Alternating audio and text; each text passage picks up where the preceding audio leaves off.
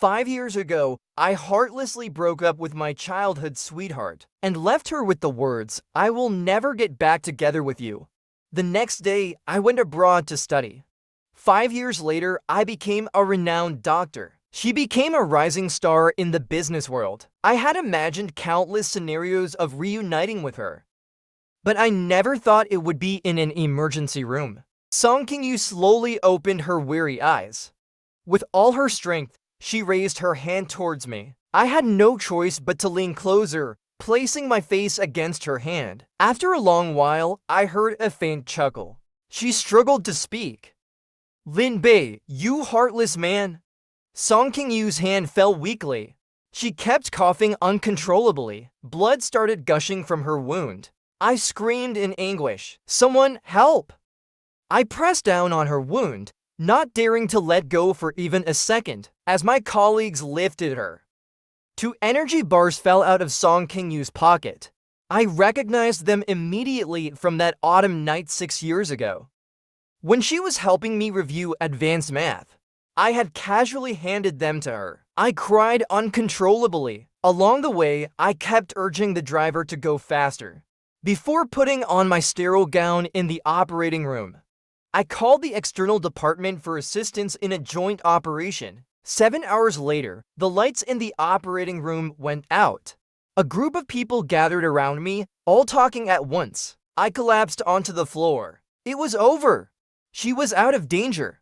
Then Song King-yu was wheeled out by the nurse. Everyone rushed towards her. Chen Haeyonen and Lin Wanqing came over to support me. I waved them off. "I still have other patients." Saying this, I got up and walked towards the emergency hall. Soon, I was fully immersed in treating the next patient. It wasn't until 4 p.m. the next day that I finally had time to visit Song King-yu's room. There was no one else in the room but her. Severe injury and excessive blood loss had left her pale and still unconscious. Song King-yu lay quietly on the hospital bed. Her breathing was steady. I reached out to touch her forehead. Then I checked the readings on the medical instruments. Everything was normal. I placed the energy bars I had picked up on the nightstand next to her bed.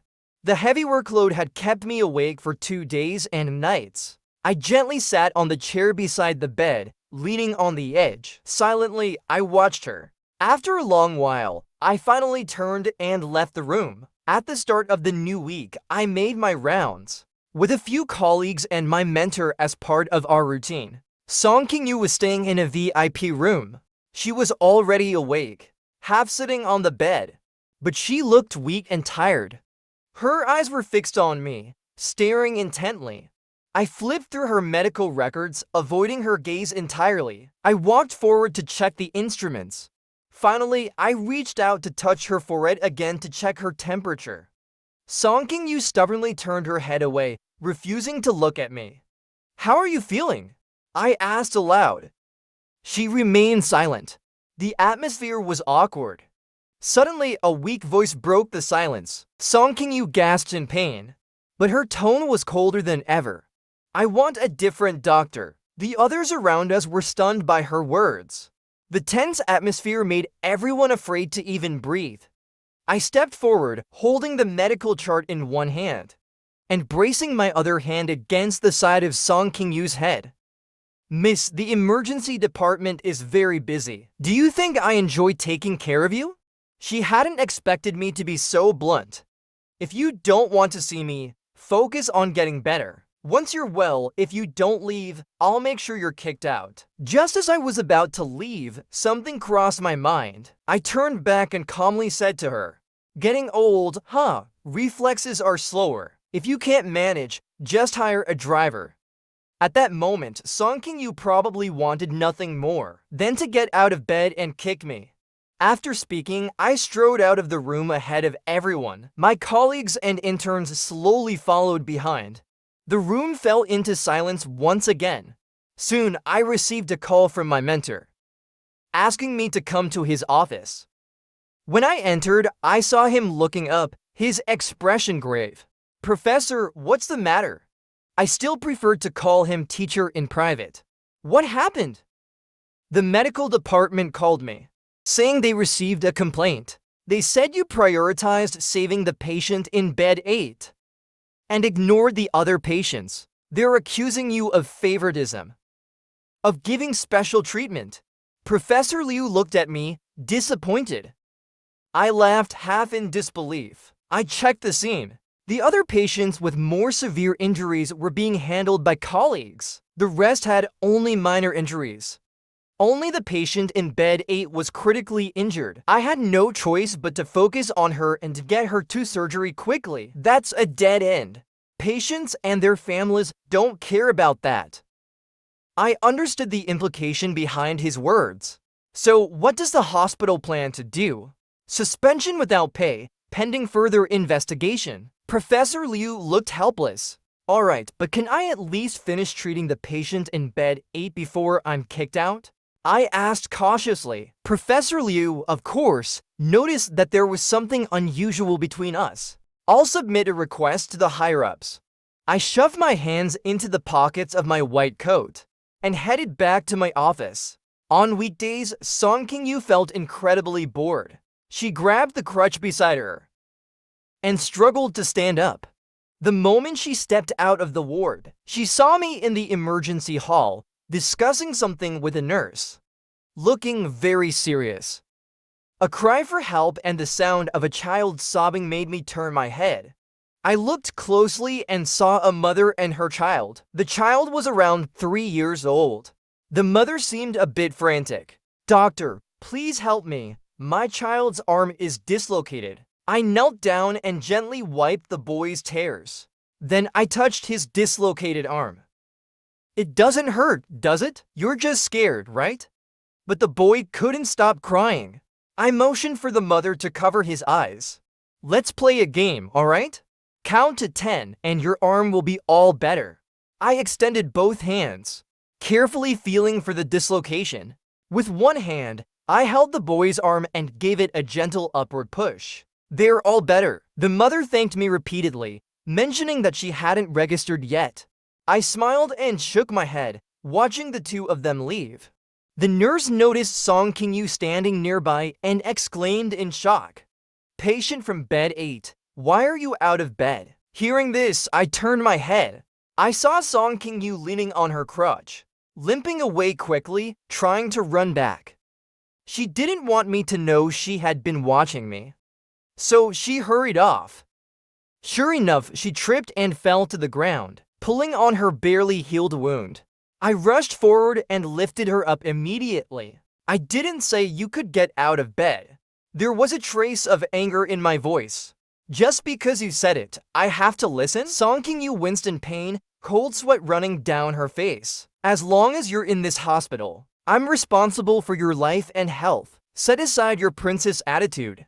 I signaled for the nurse to bring over a wheelchair. Then I helped Song King-yu sit down. I pushed her to the hospital's garden for a walk, even finding a blanket to cover her legs. I didn't know doctors here also served as caregivers. Song King-yu said sarcastically. I acted as if I didn't hear her. "Let's not blame each other, alright? I haven't even complained that you've disrupted my work." Neither of us said another word after that. We quietly enjoyed the sunlight in the hospital garden. The warmth of the sun enveloped both of us. On the afternoon of Song King-yu's discharge, I also left the hospital carrying a box of my things. I watched as Song King-yu left, surrounded by a crowd of people, while I returned alone to my rented apartment, with barely any savings to my name. After just 4 months of working, I was now on unpaid leave. I had no choice but to consider finding another job to support myself during this time. I arrived late at the Dongxing bar. This place belonged to Chen Haeyonen. The decor on the walls showed the care and attention of its owner. The atmosphere of the bar was elegant and very comfortable. I patted Chen Haeyonen, who was busy behind the bar, then walked around to sit on the other side. Chen Haeyonen stared at me for a while, not recognizing me at first. After a long pause, he finally hugged me. "I still prefer you in a white coat." Shai Hao and Liu Wei came out of the restroom. The four of us drank heartily, talking about everything. Liu Wei couldn't handle his alcohol. Not long after, he decided to head out early. Before leaving, he reminded me to follow up on my medical checkups. I felt a bit moved. Only after returning from abroad did I learn. That way, and I worked at the same hospital. However, he was in the psychology department. I confided in Shai Hao and Chen Heonan, admitting that I had been put on unpaid leave due to a work mistake. I was currently looking for a new job. Chen Heonan thought for a moment and said, "Come sing at my place. You've seen the atmosphere here. It's decent. Whatever tips you get are yours. And you don't have to come every day." Chen Heonan had always remembered that I had a great singing voice. And honestly, I couldn't refuse. I raised my glass and clinked it against his. "Thanks, man."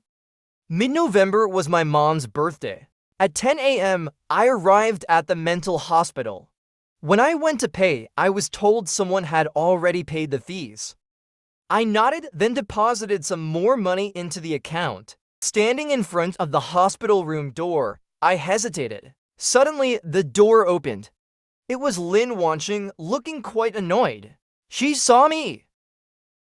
Was about to leave, but then turned and went back into the room. I followed her inside and found the room bustling with activity. Besides my parents, my grandparents and my uncle and aunt were there too. My father was holding my mother's hand, saying something I couldn't hear. Zhou and me, I looked radiant. Her cheerful expression pierced me deeply. I closed my eyes briefly and placed the bag I had brought on the table. 2 years ago, Zhou and me, I was diagnosed with bipolar disorder. She had been in and out of the hospital during this time. It wasn't until I graduated and started working that I began paying the fees regularly every month. I hadn't seen Zhou Mei in for years. Aside from a few necessary holiday phone calls, we barely communicated at all. I greeted my grandparents and uncle and aunt, but the words "Mom" got stuck in my throat. I just couldn't bring myself to say them. "Zibei, you're here." Zhou Mei waved at me from the bed. I stayed rooted to the spot. I saw that the payment was already made, so I deposited more. I pretended not to notice them, keeping my gaze on the scenery outside the window. The tree branches were bare. I paid it. My grandfather's voice cut through the room. I turned to look at Zhou Mei. "So, you've reconciled with Grandpa?" Zhou Mei nodded. "Mom was immature back then. I was just sick." I laughed disdainfully. I never knew bipolar disorder could lead to abusing your own child. The room fell into a dead silence. I turned my head to Lin Ping and asked, "And you?" The only response I got was silence. "What am I to you? All these years you hit me, and with a simple 'you don't understand,' or 'I'm sick,' you brushed it off like it was nothing. Do you expect that I, like Grandpa, Grandma, and Dad, will forgive you? You dislocated my arm so often it became a habit. You didn't take care of me properly. When I got sick, you thought I was a burden. You manipulated me emotionally. Yet the ridiculous part is, you made everyone around us think you were struggling alone to care for me. And you, all these years, becoming a drunk, turning a blind eye to everything she did. You let her use me as her punching bag." I stared at Lin Ping. "What am I? What am I to you? You controlled my life, restricted my friendships, and even threatened to kill yourself if I didn't break up. Now you want me to forgive everything with just a few words? Why should I?" "Forget it." I reached into my bag on the table, pulling out a blade. I rolled up my sleeve and dragged it down from my elbow to my wrist. Blood began to pool on the floor. Everyone was shocked by my actions. "Zibei!" Lin Wanqing rushed forward, but I held her back with the blade. "Consider this repayment for the debt of giving me life. From now on, I'll send you money every month. I hope this is the last time we see each other. After all, you have people who care about you now." "Zibei isn't like this." Zhou Mei cried out, sobbing, reaching out to grab me. I really know I was wrong. I stood at the hospital entrance. My arm had already been bandaged. I looked up at the sun. Lin Wanqing stood beside me. On the drive back, as Lin Wanqing drove, I fell asleep. My face was pale and didn't look good. She kept driving, circling around the entire mountain city to let me sleep a little longer, until a phone call startled me awake.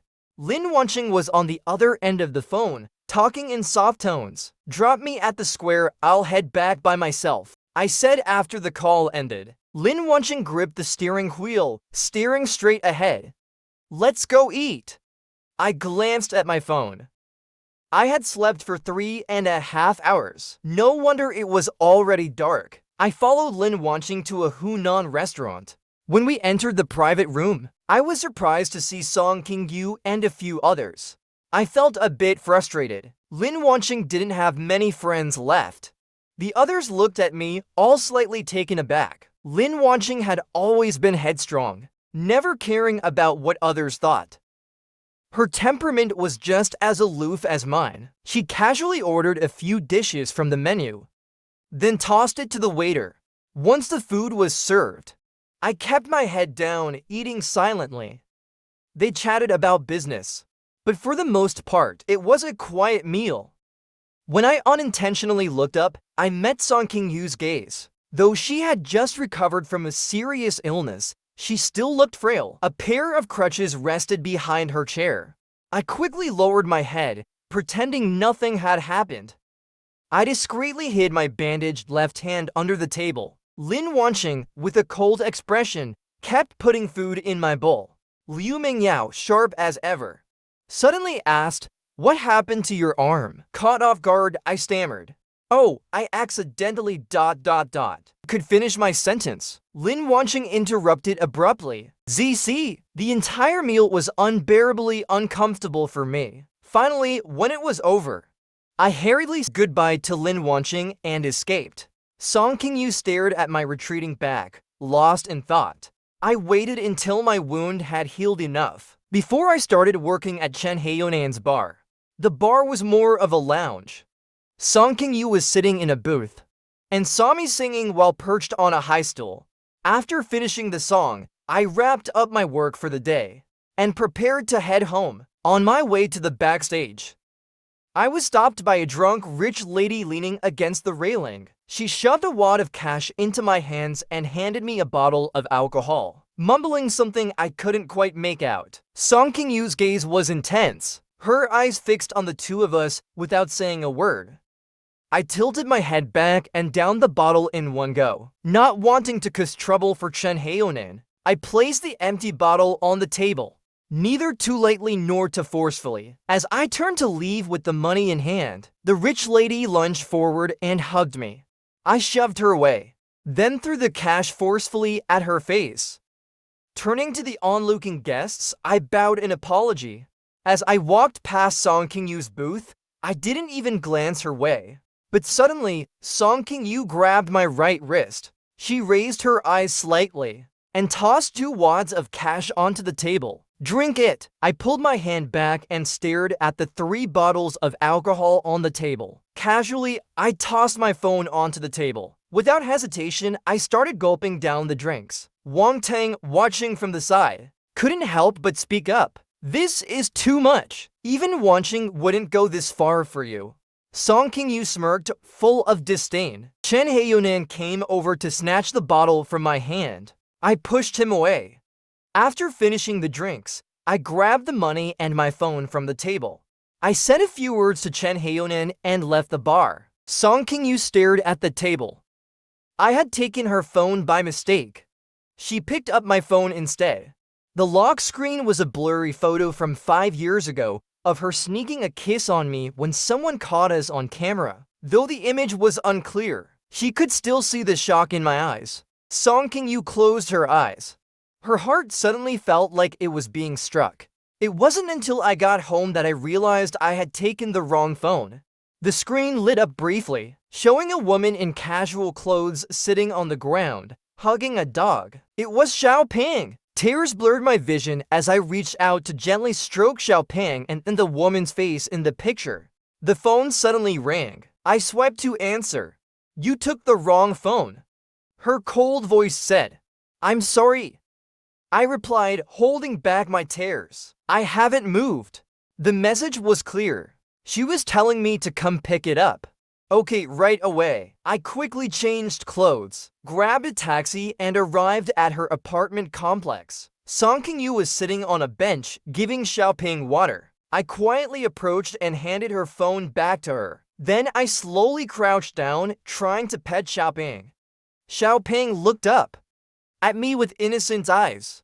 After a long while, as if Xiaoping suddenly remembered something, he struggled to stand up, wagging his tail. I held him in my arms, my eyes filled with guilt. Song King-yu tugged on the leash slightly. I hurriedly stood up in confusion. She handed me my phone back. I pressed the power button and realized it was off. Song King-yu turned her head away, not wanting to tell me that she had seen the lock screen and figured out my passcode. Instead, she just let the battery run out. "It's out of battery." I felt relieved she hadn't noticed what was on my lock screen. Then I nodded. "Can I?" "No, you can't," she interrupted firmly. She picked up the water bowl from the ground and led Xiaoping back into the apartment complex. Xiaoping walked slowly, occasionally turning back to look at me. I turned around and ran as fast as I could, not wanting Xiaoping to feel sad. I had an appointment with Liu Wei at 2 p.m. When Liu Wei saw me remove my mask, we both walked into the consultation room and sat down. In front of me were snacks I used to love during school, but I had no appetite. I quietly talked to Liu Wei, telling him I had started losing sleep again. Nothing seemed particularly joyful anymore. My dad and Zhou Mei had reconciled. She had made peace with everyone. But all these years, it felt like I was the only one abandoned. Suddenly, life didn't seem to have any meaning. Maybe it would be better to just let it all go. Liu Wei kept comforting me, prescribed some medication, and sent me home. He reassured me again and again that he wouldn't tell anyone about my condition. Since Song King-yu found out I was working at the bar. She started coming by the bar more often, sometimes to let me drink when she was in a good mood, while throwing in some sarcastic remarks. When she was in a bad mood, she'd just sit silently in a booth, not saying a word. Part of my earnings went to Zhou Mei's account. The rest I used for my medication and daily expenses. Time passed quickly. At the beginning of December, the newspapers and media outlets reported that Song King-yu was getting engaged to the only son of the Shen family conglomerate. That night, I still sang like a normal person, and Song King-yu didn't bother me. After my shift, a long time passed before Chen Haonen found me crouched in a corner backstage. He didn't dare come over to comfort me, and could only silently watch from a distance. At 1 a.m., I stood in front of Song King-yu's office building. I didn't even understand why I came here. I was fighting with myself. If I actually saw Song King-yu, maybe it would be a sign from the heavens for a new beginning. If I didn't, then I'd let it go. The winter in this mountain city was bitterly cold, and I had been standing in my down jacket for over an hour, shivering from the cold. Song King-yu drove out from the underground parking garage and saw me pacing back and forth in front of the company entrance. Her gaze was dark, her expression complicated, and she hit the gas, speeding forward. Hearing the engine, I quickly ran to block her car. Song King-yu didn't expect me to risk my life like that. She sharply turned the steering wheel, making a hard turn before slamming the brakes to stop the car. She opened the car door and started yelling, "If you want to die, go find another car." I was still shaken and didn't speak for a while. "What do you want?" Her tone was hostile. Standing outside someone's company in the middle of the night? I didn't know how to respond. Seeing me like that, she slammed the car door with a loud bang. Not going to talk? I was startled by her sudden action. I came to ... Remind follow up on your checkups. Song King-yu was so furious that she laughed. Dr. Lin, you're really dedicated. Showing up in the middle of the night, are you playing games with me? Lin Bei? I took a deep breath. You're getting engaged. Is it true? Song King-yu glanced at me. What's it to you? It matters a little. I paused and looked at her face. If it's not true, I'd like to pursue you. Her eyelids twitched slightly. I think you really are sick. Lost your memory? She slammed the car door shut again and drove off immediately. I stood there dazed by the roadside. Before long, Song King-yu drove back. She rolled down the window and looked at me. I heard her say something and quickly jumped into the car. After a moment of silence, Song King-yu finally spoke slowly. I'm 26. I didn't understand what she meant. I don't have time to waste letting people chase me or date casually. She kept her eyes fixed on the road, driving seriously. I thought she was rejecting me and felt a bit disappointed, but I'm okay with marriage. Her lips tightened into a straight line, her tone emotionless. What? I was shocked. Are you scared? She let out a mocking laugh. Then forget it. I'm not scared. I quickly answered. Alright, tomorrow afternoon. Song King-yu said nothing more. The car drove smoothly along the road. I realized I had gotten into the car without even asking where she was taking me. Song King-yu pulled me along, taking me back to her home. 5 years later, she no longer catered to my every whim. Her pride was overwhelming. The next morning, I woke up suddenly from a dream. Sitting up in bed, drenched in sweat, Song King-yu was woken by my movements. Glanced at the clock, it was only 6 o'clock. We had slept less than 3 hours. Are you that eager to marry me? She hinted that I was up too early. I wasn't in the mood to argue with her. My whole body was trembling. The nightmares had started again. Song King-yu noticed something was wrong. She hugged me from behind, and that only made my tears harder to hold back. Song King-yu, I'm sorry. Sorry for what? Didn't respond anymore. Curled up into a ball. It wasn't until I left the room that I realized there was someone else in the house. Song King-yu scooped a bowl of porridge with a spoon. This is Aunt Jo, the nanny I hired. Seeing me not say anything, she called me again, FEI. Come eat. I nodded to Aunt Jo, then sat at the table. Song King-yu finished eating. Well, I hadn't taken a single bite. What's wrong? No appetite? I kept my head down and didn't answer. And Jo wiped her hands on her apron. Sir, what would you like to eat? I'll make it for you. I shook my head. I just didn't sleep well. Song King-yu didn't question my excuse. I slowly stood up, walking tiredly to the sofa, hugging Xiaoping. And Jo wanted to bring me a cushion, but Song King-yu stopped her. She looked at me, just like she had 5 years ago. She then walked in front of me and reached for the car keys on the coffee table. I have a meeting in the morning. I'll come pick you up in the afternoon. I looked a bit dazed. I left in such a hurry, I forgot it. We'll go together then. After saying that, she put on her coat and left without looking back. I watched as Song King-yu closed the door behind her. Now it was just me and Aunt Jo in the house. I politely smiled at her, then focused my attention back on Xiaoping. During that time, Professor Liu called me, asking me to return to the hospital, reminding me to officially return to work after New Year's Day. It was already noon by the time I left the hospital. I felt a bit lost. I had foolishly agreed to marry her, without even considering my current state. Since it was still early, I walked slowly, making my way back to my rented apartment to grab my things before heading to Song King-yu's neighborhood. The traffic was terrible. By the time I arrived, Song King-yu was already sitting on the couch waiting for me. She didn't say a word, just led the way in front of me. We parked the car in front of the Civil Affairs Bureau. Her tone was calm. Get out. I looked at her. Are you sure about this? Did you tell your aunt? Song King-yu's face remained stern. That's none of your concern. As long as the man's decent, she be happy. I stayed silent for a moment. Song King-yu turned to look at me. From now on, you'll live with me. No more working at the bar.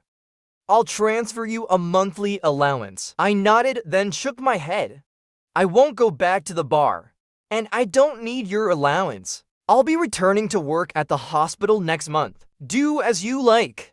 She got out of the car and tapped on my window from the passenger side. It was only then that I slowly got out of the car. Inside the Civil Affairs Bureau, the staff member enthusiastically held up the camera, directing us. Come a bit closer, you two. The bride and groom give us a smile. I forced a smile onto my face. I felt a warm hand on my waist. Turning my head, I saw Song King-yu holding me tightly. A slight blush finally appeared on my pale face.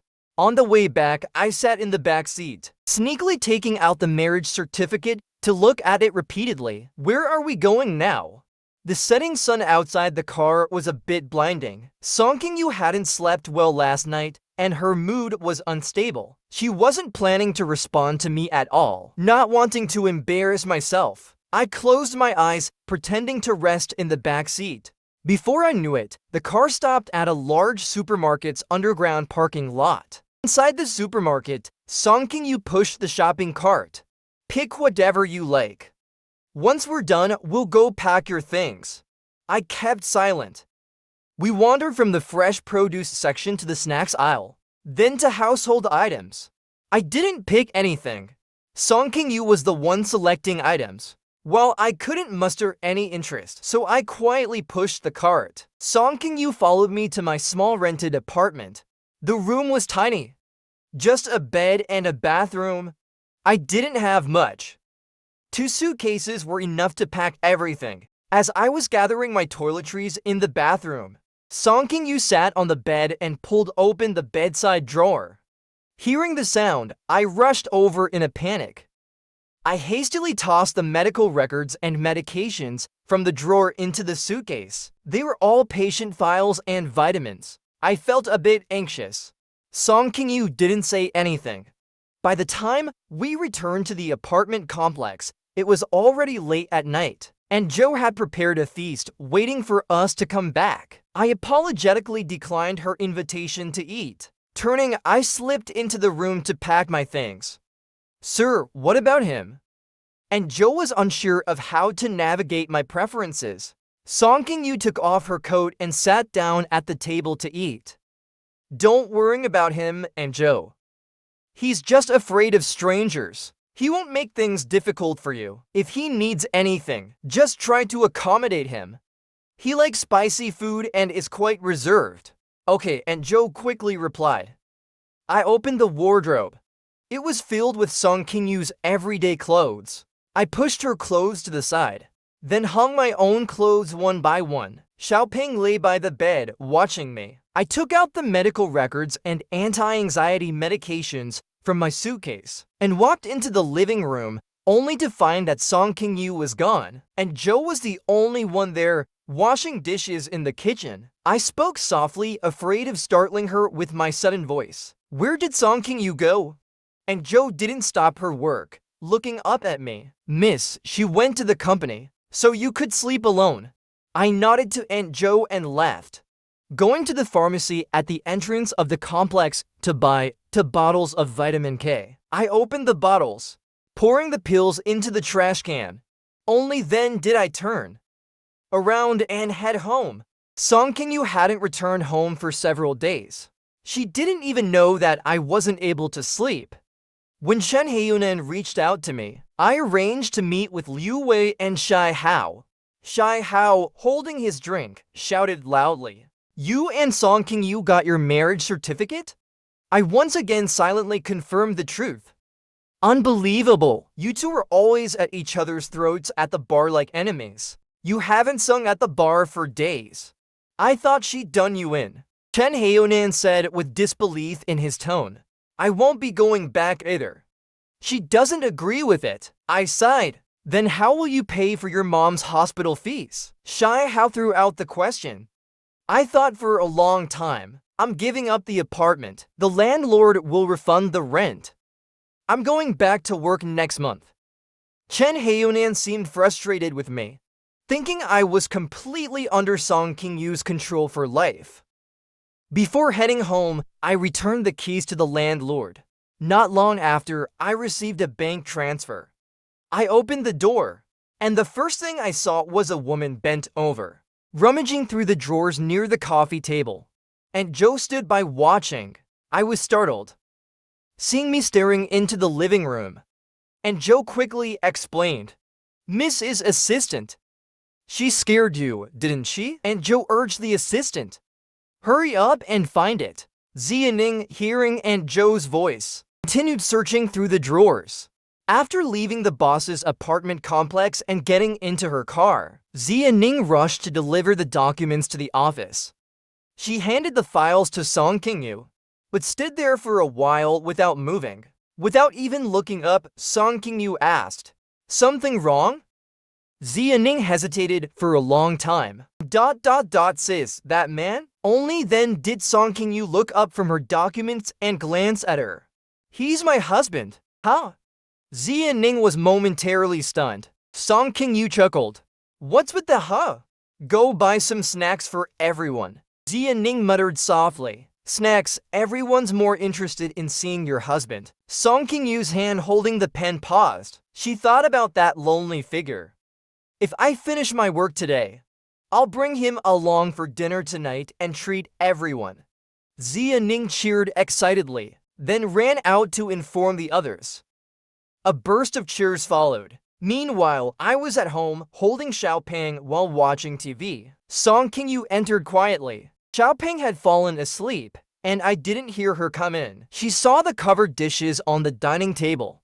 Did he skip another meal? She frowned and walked into the living room. Seeing her, I was startled. Song King-yu said to me, "Change your clothes, you're coming with me to a gathering." After I closed the door to change, Song King-yu turned to ask Aunt Jo, "He hasn't eaten tonight?" Aunt Jo shook her head apologetically. "Sorry, miss. Sir's been here for a week, and he only eats once a day. He doesn't eat much either. He either stays in his room or sits in the living room. He's only left the house once." Song King-yu's frown deepened. She sat on the couch waiting. Soon, I came out in a black down jacket, still adjusting my hat and scarf. Song King-yu tugged my scarf off. "It's going to be hot. The car has heating, and so does the restaurant." I followed her out the door. I felt a bit nervous, sweating coldly the entire way. Song King-yu glanced at me sideways. "They're just my coworkers. It's just a regular dinner gathering." I nodded and turned my head to look out the window. We arrived at a restaurant and entered the largest private room. Inside, there were about 20 people seated. The lively chatter in the room was interrupted as soon as Song King-yu and I walked in. A round of cheers and jokes erupted, with everyone complimenting us as a perfect match. I sat down next to Song King-yu. She handed me the menu. Seeing me shake my head, Song King-yu seemed a little displeased. She ordered a few dishes she remembered I liked, and told everyone, "Let's keep it casual. Just a regular gathering, no formalities." The group agreed, laughing along. I barely touched anything, only sipping some water. The dinner dragged on for over 3 hours. Song King-yu had drunk so much that she could barely stand. I helped her into the passenger seat. The drive home was quiet, with Song King-yu keeping her mouth shut, not causing any trouble or getting sick. When we arrived at the parking lot, I checked the time. It was already too late. I didn't want to disturb Aunt Jo. I unbuckled Song King-yu's seatbelt. She opened her dazed eyes and grabbed my wrist. "You really don't want to marry me, do you? You're practically on a hunger strike. Did I force you?" I struggled to explain. "I'm just not feeling well." "Then go to the hospital if you're unwell." I looked at her. "I don't not want to marry you. Being with you makes me happy." Before I could finish, she showered me with kisses, leaving me dazed and lightheaded. Then I heard Song King-yu murmur, Lin Bei, I hate you. When Song King-yu woke up, she was dressed in loungewear. It was the weekend. Work had settled down and she didn't plan on going to the office. I was busy in the kitchen. Awake, go freshen up and then come eat. Where's Aunt Jo? Song King-yu asked, puzzled. It's the weekend, so I gave her the day off. I turned off the stove and served the porridge. Song King-yu, still groggy from sleep, mechanically sipped the porridge. I didn't have much of an appetite. Only half a bowl of porridge was eaten. I sat across from her, waiting to wash the dishes. Song King-yu looked up at me, noticing how pale I looked, my entire demeanor screaming unhealthiness. She put down her chopsticks. You don't need to do all this anymore. If you're sick, focus on getting better. Leave everything else to me. I just want to take care of you, I explained. My nervousness seemed to irritate her. You said the same thing 5 years ago. Song King-yu got up from the chair and walked into the bedroom, not coming out for the rest of the day. After washing the dishes, I took Xiaopeng out for a walk. The beer trees in the complex were now adorned with red ribbons by the property management, making the place feel less bleak. I suddenly realized another year had almost passed. I went back inside, took my medicine, and fell into a deep, drowsy sleep. Later, Song King-yu came into the room, turning on the bedside lamp. I lay curled up in a ball. Even in my sleep, my brow was furrowed tightly. I looked deeply uncomfortable. The wrist peeking out from under my pajama sleeve had a faint bruise. She carefully took my hand, gently rubbing my arm. That's when she noticed a long, twisted scar underneath. It made her wonder, what exactly had happened over these past 5 years? The itch on my wrist woke me up.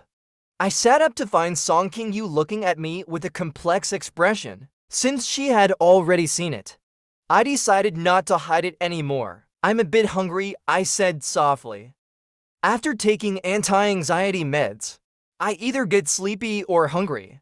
So unless I'm extremely sleep deprived, I avoid taking the meds. Song King-yu didn't press me to explain. At the dining table, she quickly put together 2 dishes and a soup. The taste was just average, but much better than 5 years ago when she couldn't cook at all.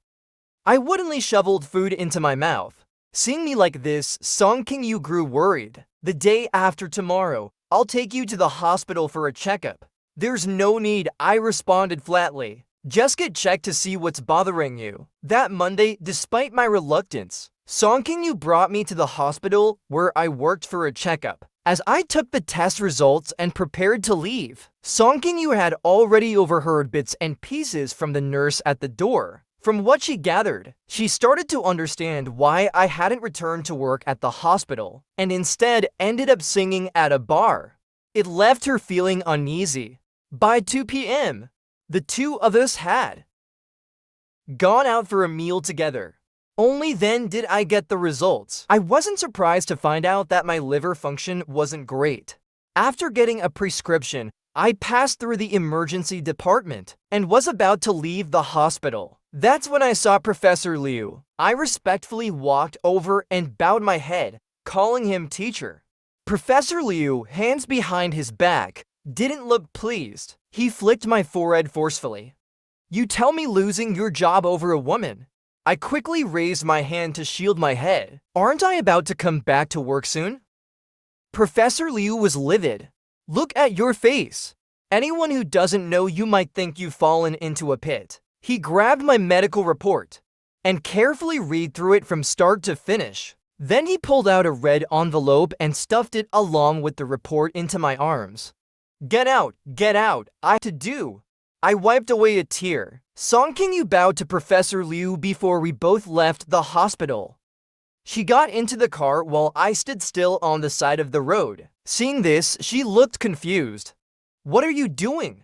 I want to visit my grandparents' house. You can go ahead, I'll catch a cab. Song King-yu looked out the window at me. You're saying I can't come? I felt a little awkward. I haven't told them about our marriage yet. Fine, Song King-yu said, stepping hard on the gas pedal. In no time, She disappeared down the street. Soon, I flagged down a taxi and gave the driver my grandparents' address. Meanwhile, Song King-yu returned to her office, piling up work from the morning. She leaned over her computer, furiously typing away at the keyboard. Suddenly, someone knocked on her office door. Without even looking up, Song King-yu knew it was Liu Mingyao. "What's going on? A few days without seeing you, and now I hear you got married? I thought they said it wasn't with the Shen family's heir?" Liu Mingyao pondered. "That couldn't be possible anyway. Look at how terribly their stocks plummeted today." "So who is it?" "It's Lin Bei," Song King-yu replied with a smile. Liu Mingyao chuckled at herself. "Guess I was overthinking." Meanwhile, I was at my grandparents' house, putting together a Christmas tree in the living room. The two of them sat nearby, watching me work. To my surprise, Lin Wanqing was also home. I stayed for dinner. Before I left, I felt a bit awkward as I looked at my grandparents. I got married to Song King-yu. After I left, Lin Wanqing called Song King-yu and asked to meet. The moment Song King-yu arrived, Lin Wanqing walked up and slapped her. Furious, she demanded, "What's the meaning of this? Why are you messing with him?" Song King-yu wiped the corner of her mouth, staying silent. Lin Wanqing, unable to contain her anger, yelled, "He's already suffered enough in his life. What more do you want?" He agreed to it. I didn't force him. Song King-yu stood her ground, glaring at Lin Wanqing with anger. When Song King-yu returned home, I was sitting on the living room couch, waiting for her. She ignored me and went straight to the bedroom. Sitting on the bed, she replayed Lin Wanqing's words in her mind, unsure how she felt. For over a week, Song King-yu didn't come home. I tried looking through her social media. Aside from a few pictures with Dabao, there was nothing unusual. It wasn't until I saw the news that I realized, after our marriage, Song King-yu's company's stocks had plummeted. Her absence for so many days was probably because she was dealing with that crisis.